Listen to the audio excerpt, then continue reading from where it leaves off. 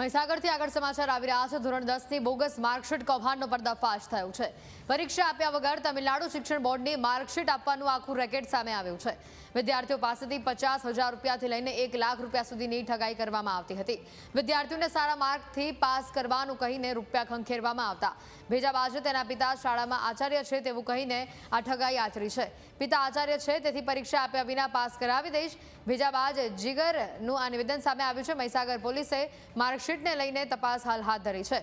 પોલીસે માર્કશીટની ખરાઈ કરવા માટે તમિલનાડુ મોકલી છે। ઘટનાના જે વિગતો જે સામે આવી રહી છે, કેટલા એવા બાળકો છે, કેટલા એવા વિદ્યાર્થીઓ છે કે જેમની પાસેથી આટલી મોટી માત્રામાં રૂપિયા ખંખેરવામાં આવ્યા છે, ત્યારે સવાલ પણ એક બાજુ એ ઊભો થઈ રહ્યો છે કે એવા વિદ્યાર્થીમાં માતા પિતા આવા લેભાગુ તત્વોને આવા પૈસા પણ આપે છે કે જ્યાં પરીક્ષા નથી આપવી તમારા બાળકને તો કશો વાંધો નહીં, સારા માર્ક્સે પાસ કરાવી દેશું, મારા પિતા આચાર્ય છે તેવું કહીને। વધુ માહિતી મેળવી છે મૃગરાજ જોડાઈ ચૂક્યા છે ફોનલાઈન પર સંવાદદાતા। મૃગરાજ, જે રીતે આ વિગતો સામે આવી રહી છે, ખરાઈ કયા પ્રકારની કરવામાં આવી છે, હાલ પોલીસ હાથે કોઈ લાગ્યું કે કેમ? હાલ તો વિદ્યાર્થીના પિતાએ જે બાકોર પોલીસ સ્ટેશનમાં ફરિયાદ આપી છે તેના આધારે તપાસ ચાલી રહી છે તેવું પોલીસનું કહેવું છે।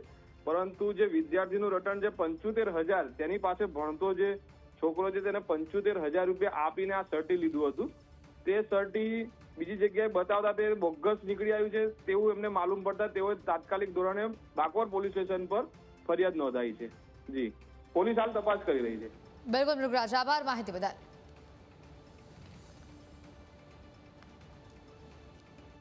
મારો છોકરો 10મા ધોરણમાં 2 વિષયમાં ફેલ થયેલો હતો, એના માટે નજીકના જીગરભાઈ વાદી કરીને મુલાકાત થઈ ગઈ। એટલે મને એવું કહેલું હતું કે ભાઈ એટલે ઘેર બેઠા માર્કશીટ અપાવી દે, તમે એની ચિંતા ના કરતા, 11માનું એડમિશન બી હું તમને કરાવી આલે, તમે મને 75,000 રૂપિયા લો, માર્કશીટ આપીને તમને નવાગામ સ્કૂલની અંદર એડમિશન કરતા। અમે જ્યારે સ્કૂલની અંદર આચાર્ય સાહેબને મળ્યા અને અમે માર્કશીટને બધું બતાવ્યું, એમને કીધું કે ભાઈ આઉટ સ્ટેટની માર્કશીટ એટલે હા 11મામાં એડમિશન થાય નહીં, તમારા અહીંનું તો ગુજરાતનું માર્કશીટ હોય તો જ એડમિશન થાય। એ બાબત મેં બાકોર પોલીસ સ્ટેશનની અંદર ફરિયાદ આવેલી છે।